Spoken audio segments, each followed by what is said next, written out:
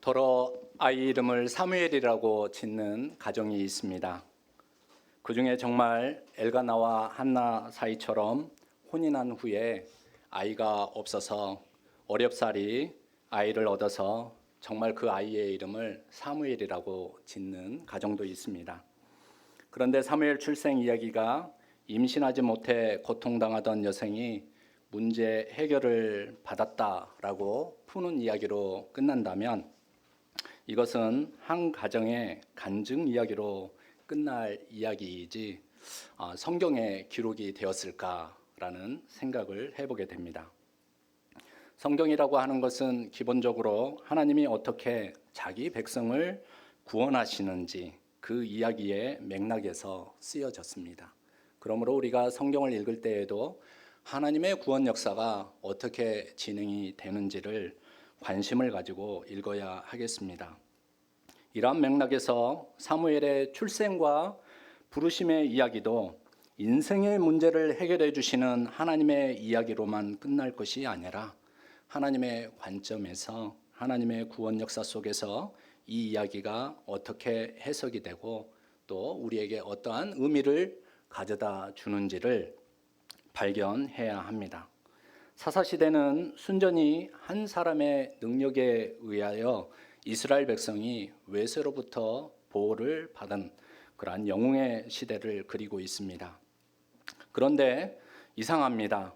사사시대에 관하여 사사기 21장 마지막 절 말씀 25절의 말씀은 이 사사시대에 관하여 이렇게 평가를 하고 있습니다. 우리 함께 읽어 보실까요? 그때 이스라엘에 왕이 없었으므로 사람이 각기 자기의 소견에 옳은 대로 행하였더라. 여러분, 여기에서 왕이란 하나님의 기름을 부음 받은 자, 하나님이 세운 자, 그러므로 하나님의 통치하심이 머문 자를 가리킨다고 하겠습니다. 따라서 사사기에 관련된 여러 평가들이 있겠지만 마지막 절 평가는 하나님이 아니라 인간이 임의의 통치자가 되어서 그 시대를 다스렸다라는 그러한 성서 기자의 평가가 사사기 마지막 절에 나오는 것을 알 수가 있습니다.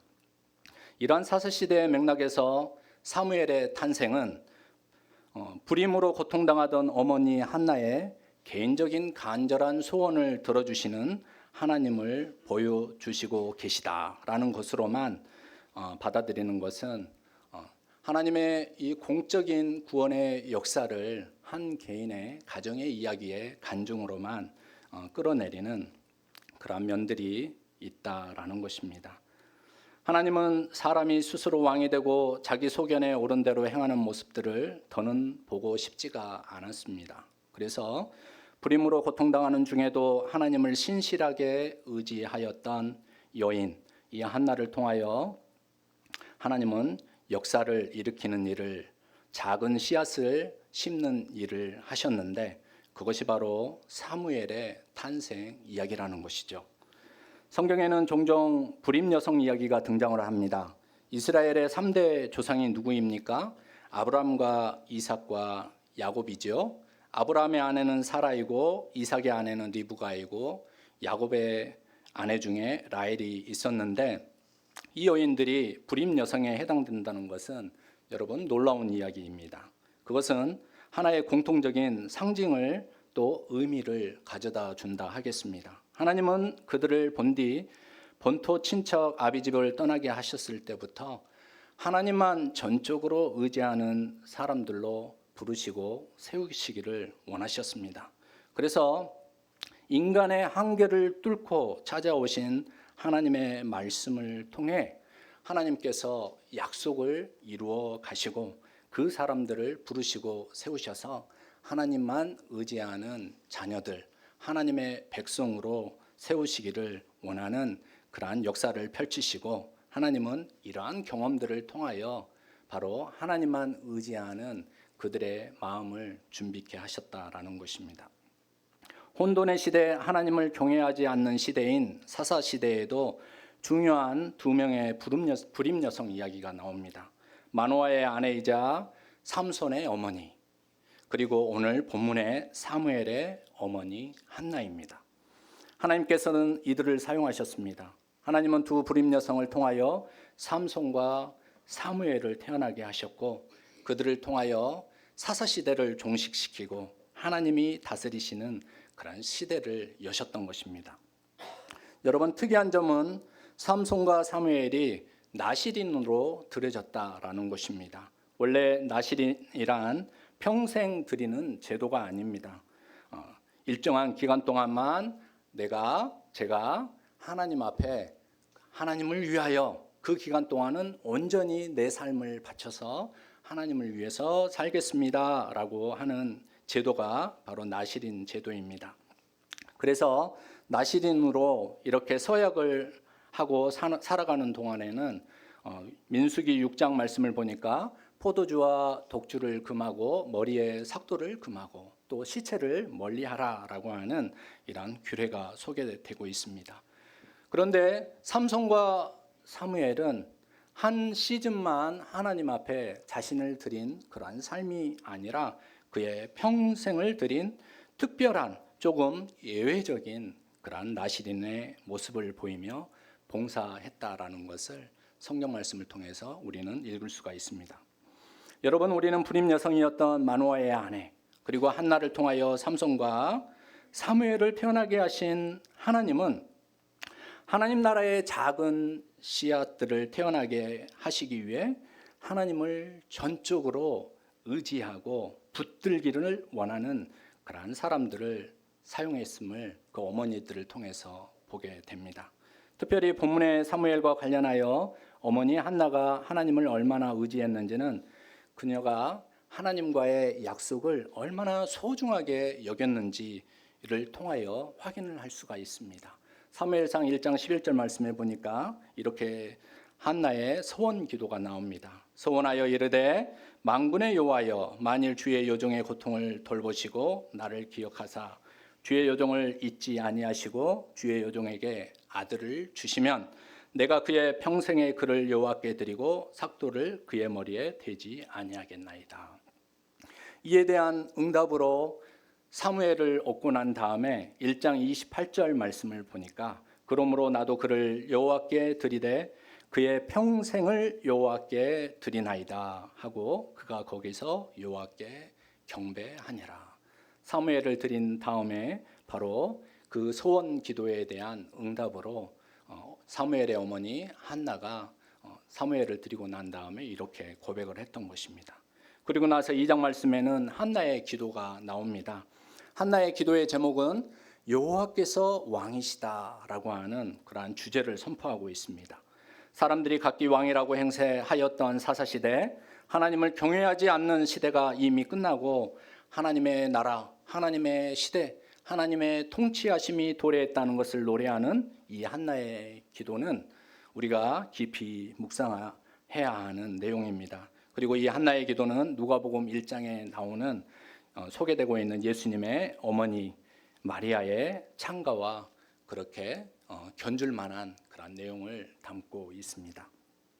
이렇게 시작한 사무엘상 말씀은 사무엘이 하나님의 말씀을 만나는 특별한 사건을 통하여 하나님의 마음에 맞는 사람, 하나님의 말씀을 깊이 마음에 두는 사람을, 하나님 안에서 소망을 품고 사는 사람을 하나님은 선택하신다라고 하는 중요한 메시지를 전달해 주고 있습니다.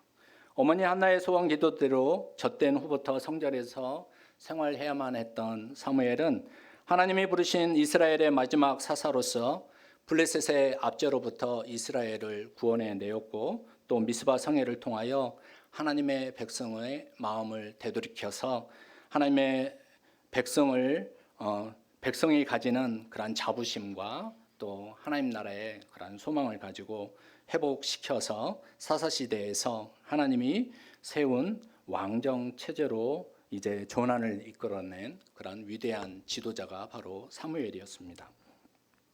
아이 사무엘이 모세에 비견할 만한 이스라엘의 대선지자 사무엘이 되었던 것은 바로 이 사건 때문이었습니다. 하나님의 말씀이 그에게 나타나셨다. 당시 대제사장 엘리는 하나님 앞에서 이스라엘을 대표하는 사람이었습니다.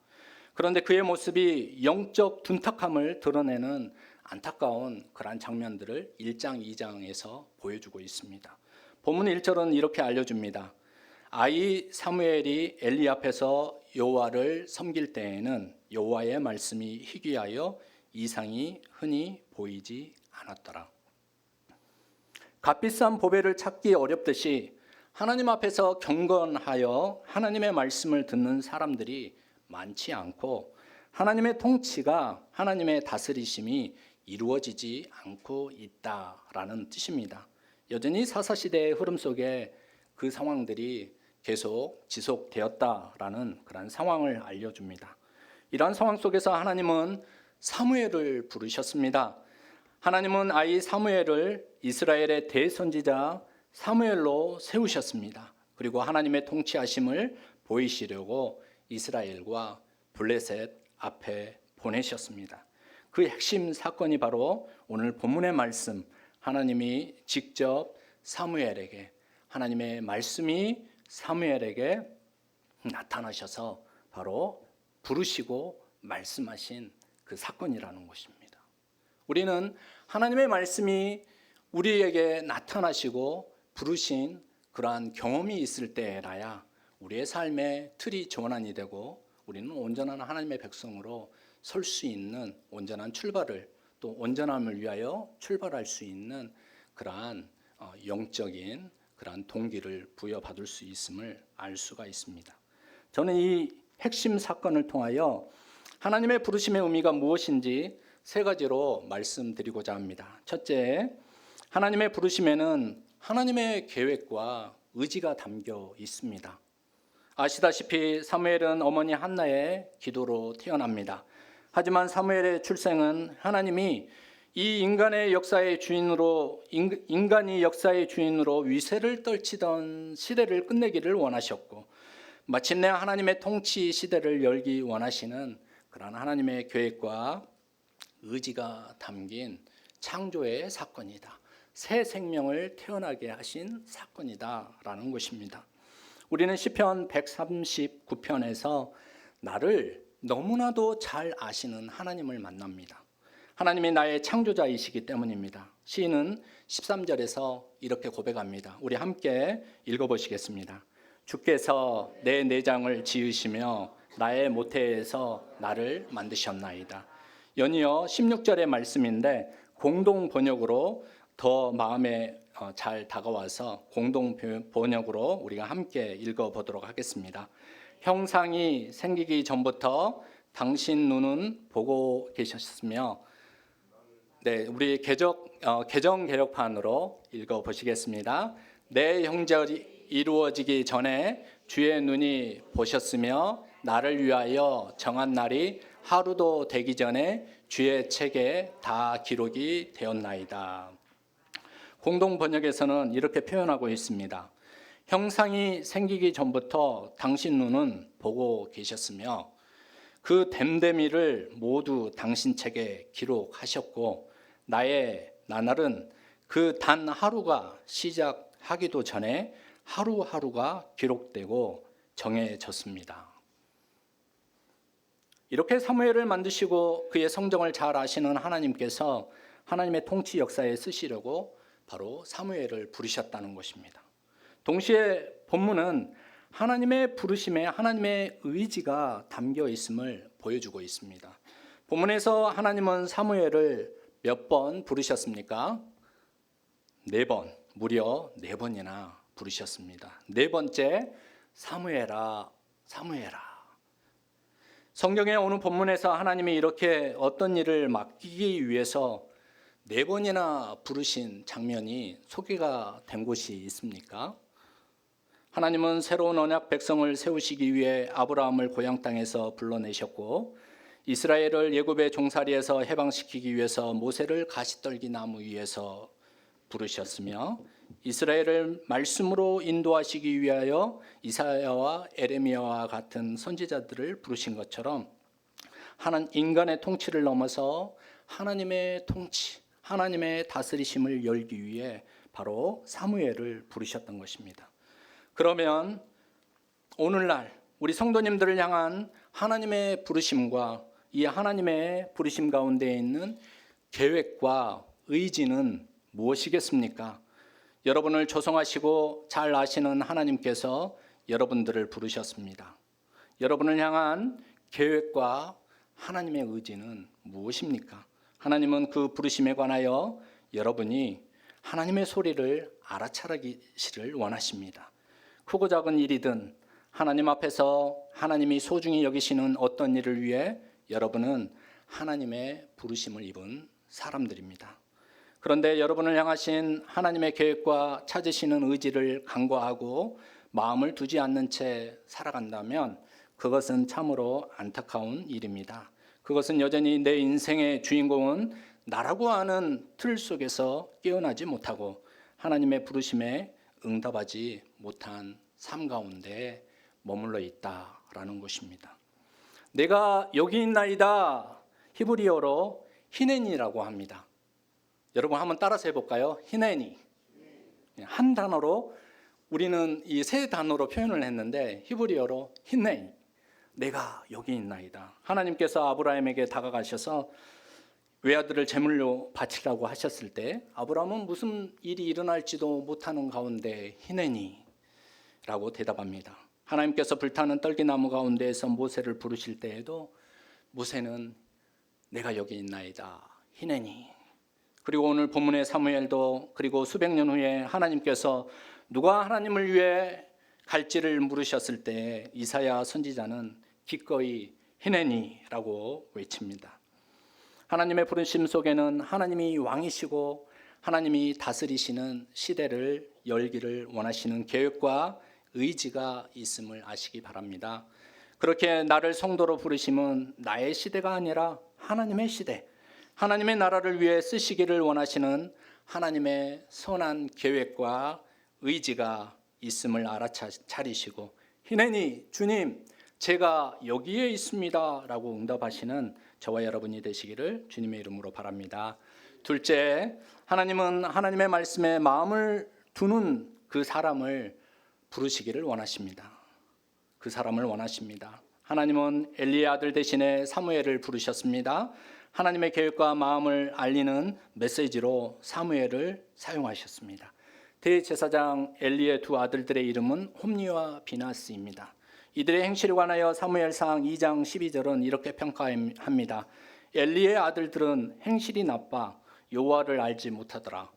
그리고 17절에서는 이 소년들의 죄가 여호와 앞에 심히 크면 그들이 여호와의 제사를 멸시함이었더라. 예배를 멸시함이었더라. 아버지 엘리조차도 이들에게 이렇게 충고합니다. 2장 25절에 사람이 사람에게 범죄하면 하나님이 심판하시려니와 만일 사람이 여호와께 범죄하면 누가 그를 위하여 간구하겠느냐 하되 그들이 자기 아버지의 말을 듣지 아니하였으니 이는 여호와께서 그들을 죽이기로 뜻하셨음이더라. 결국 두 아들은 블레셋에게 하나님의 괴를 빼앗겼을 때 거기에서 죽임을 당합니다. 이에 반해 사무엘은 하나님과 사람들에게 은총을 더욱 받으며 자라났습니다. 그리고 성전에 거하며 그의 본분을 성실히 감당합니다. 사무엘상 3장 19절 20절은 하나님이 얼마나 사무엘을 흡족하게 여기셨으며 그가 얼마나 하나님의 말씀을 마음에 두고 살았는지를 알려주고 있습니다. 우리 함께 읽어보시도록 하겠습니다. 사무엘이 자라매 여호와께서 그와 함께 계셔서 그의 말이 하나도 땅에 떨어지지 않게 하시니 단에서부터 부엘세바까지의 온 이스라엘이 사무엘은 여호와의 선지자로 세우심을 입은 줄을 알았더라. 하나님은 사무엘이 하나님께 마음을 두고 하나님의 말씀을 따라 살기를 결단하고 응답하였으므로 그를 더욱 총애하였습니다. 그래서 그를 부르셨습니다. 사무엘아, 사무엘아. 성경에는 하나님이 사람의 이름을 반복적으로 부르는 몇 장면이 소개가 됩니다. 하나님의 명령을 따라 아들 이삭을 제물로 바치려고 했던 그 순간 아브라함을 말리시면서 하나님께서 아브라함아, 아브라함아. 복된 자리가 약속된 애굽으로 내려가기를 주저하는 야곱을 설득하시기 위하고 또 권하시면서 야곱아, 야곱아. 그리고 호렙산에서 모세를 민족의 지도자로 부르실 때 모세야, 모세야. 여러분, 이름을 부르는 하나님의 그 음성 가운데 하나님의 마음을 느낄 수가 있습니다. 요한복음에는 빌립과 나다나엘을 부르시는 그러한 사건이 소개가 되고 있습니다. 두 제자를 부르시는데 마태복음 10장 말씀에 보니까 12제자의 명단이 나오는데 여기에 빌립과 나다나엘이라고 소개되지 않고 빌립과 바돌로메라고 이렇게 소개되는 그런 기록을 볼 수 있는데 이 바돌로메가 곧 나다나엘이라고 보는 것이 오늘날 기독교의 대체적인 그러한 의견들입니다. 먼저 부르심을 받은 빌립은 이 나다나엘을 찾아가 예수님을 소개합니다. 나다나엘이 예수님을 만나러 나와서 자신을 어떻게 아십니까? 라고 이렇게 묻자 예수님은 빌립이 당신을 부르기 전에 당신이 무화과 나무 아래에 있을 때 내가 보았습니다. 내가 당신을 알았습니다. 라고 합니다. 당대 무화과 나무라고 하는 것은 메시아를 대망하는 이러한 소망을 가지고 있는 사람들이 모여서 기도하는 장소로 쓰였다라고 합니다. 다시 말해서 나다나엘을 내가 무화과 나무 아래에 있을 때 내가 보았다라고 하는 이 말씀은 나다나엘이 하나님의 부르심에 대한 하나님의 역사에 대한 하나님의 다스림에 대한 간절한 소망을 가지고 살아갔던 사람이었음을 알려주고 있습니다. 예수님이 그의 마음을 알아봐 주었습니다. 그러할 때 나다나엘은 고백합니다. 그의 신앙을 고백하는데 이렇게 고백을 합니다. 요한복음 1장 49절 나다나엘이 대답하되 랍비여 당신은 하나님의 아들이시요 당신은 이스라엘의 임금이로소이다. 그리고 나서 예수님의 제자가 됩니다. 나중에 이 바돌로메 나다나엘 바돌로메 이 바라고 하는 것은 아들이라는 뜻인데 돌로메의 아들 나다나엘은 인도 땅으로 나아가 복음을 전하고 순교를 당했다라는 이야기가 전해 내려오고 있습니다. 여러분, 하나님은 시공간을 가리지 않고 각자의 삶의 자리와 상황 속에서 하나님의 말씀을 마음에 두는 사람, 하나님 나라의 소망을 가지고 살아가는 사람을 부르셔서 세우시고 쓰시려고 보내신다는 것을 하나님의 부르심 가운데 우리는 기억해야 합니다. 그리고 오늘 각자의 삶의 자리에서 여러분을 부르시는 하나님의 음성을 들으시기 바랍니다. 여러분의 이름을 한번 불러보실까요? 상렬아, 상렬아. 부끄러우시면 옆에 분의 이름을 한번 불러보실까요? 셋째, 하나님은 하나님 나라의 영광을 위하여 사람을 부르십니다. 사무엘이 이스라엘의 더 선지자가 될 수 있었던 이유는 하나님의 말씀이 그에게 나타났기 때문이라고 했습니다. 그리고 하나님의 말씀이 그를 가르치고 방향을 제시하였을 때 사무엘의 권위가 세워졌습니다. 하나님이 그와 함께 하심으로 사무엘은 온전히 하나님의 말씀을 따라 하나님의 영광을 드러내기 위하여 자신을 비웠기 때문에 하나님의 말씀을 앞세웠기 때문에 하나님은 그를 높이시고 채워주셨습니다. 만약 사무엘이 주어진 권위와 권한으로 그것만을 누리는 사람이 되었다면 엘리야와 다를 바가 무엇입니까? 더 이상 그에게 하나님의 영광을 볼 수 없었을 것입니다. 그것을 우리는 사무엘 역사서에서 나오는 이스라엘의 첫째 왕이었던 사울로부터 그 권위와 권한이 다윗에게로 넘어간 것을 통하여 볼 수가 있습니다. 하나님이 우리를 부르심도 하나님의 영광을 위해서입니다. 그러므로 우리는 사도 바울의 권면처럼 자기의 몸으로 하나님의 영광을 드러내야 합니다. 고린도전서 6장 19절과 20절 말씀은 이렇게 여러분에게 권면하고 있습니다. 함께 읽어보시겠습니다. 너희 몸은 너희가 하나님께로부터 받은 바 너희 가운데 계신 성령의 전인 줄을 알지 못하느냐. 너희는 너희 자신의 것이 아니라 값으로 산 것이 되었으니 그런즉 너희 몸으로 하나님께 영광을 돌리라. 사도 바울은 이 몸이라고 하는 단어를 사람의 썩어 없어질 육체와 영혼을 포함한 전체, 사람 전체를 표현을 할 때 성경에서 몸이라고 하는 표현을 씁니다. 헬라어로 소마라고 하는데, 이 소마라고 하는 것은 사르스, 육적인 욕망이 가득하여 썩어 없어지는 한계의 존재를 표현하는 이 단어 대신에 소마라고 하는 단어를 사용합니다. 그래서 우리는 사람의 됨됨이나 인격 혹은 사람의 전체를 표현을 할 때 온몸으로, 우리가 온몸으로 버팁니다 라는 이런 표현을 쓰잖아요. 그래서 사도 바울도 몸으로라고 하는 것은 우리의 온 전체를 다 들여서 우리의 정신적인 거, 육신적인 거, 또 에너지, 그리고 에너지, 모든 기운들, 이런 것들을 다 표현한 이 표현이 바로 몸이라는 표현입니다.